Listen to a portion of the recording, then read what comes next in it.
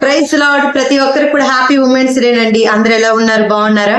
ఈ రోజు మరి ఉమెన్స్ డే స్పెషల్ గా నేను కొన్ని మాటలు బైబిల్ వాక్యం నుంచి చెప్పాలనుకుంటున్నాను.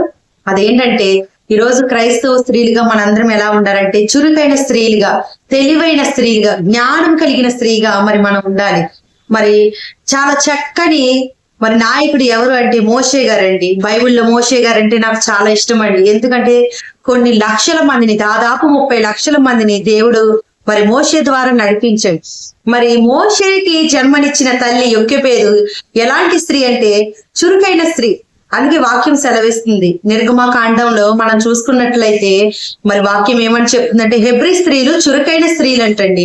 అలాగే సామెతల గ్రంథం 31వ అధ్యాయం చూసుకున్నట్లయితే మరి జ్ఞానవంతురాలు తన ఇల్లుని ఎలా కట్టుకుంది, మరి బిడ్డల్ని ఎలా నడిపించుకుంది, మరి తన భర్తకి ఎలా విధేయత కలిగి ఉంది, దేవుడి యందు ఎలా భయభక్తులు కలిగి ఉంది, మరి లేని వారికి ఎలాగ తన చేయి చాపింది.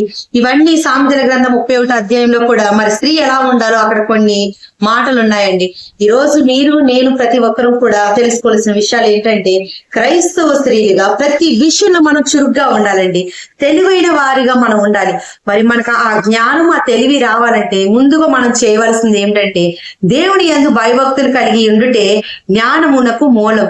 మరి మనం జ్ఞానం కలిగి ఉందామా? చురుకైన స్త్రీలుగా మరి మనం ముందుకు సాగిపోదామా? మన కుటుంబాన్ని మరి ప్రభువులో నడిపించుకోవాలని ప్రభు పేరిట మనవి చేసుకుంటున్నాను. అందరికీ ప్రైజ్ లార్డ్.